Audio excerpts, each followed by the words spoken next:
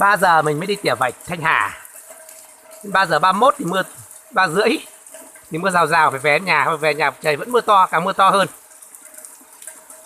Cho nên bây giờ mình không tỉa nữa, mình về mình rắc phân. Xong nào ráo lại tỉa xong nào ráo thì lại phun nước sâu. Đây, mình phân mình rắc thì vẫn là cái dòng phân NPK dầu đạm lân nhá. Đây. Đấy. Bây giờ mình đăng video xong mình đi rắc. Cảm ơn các bạn xem video.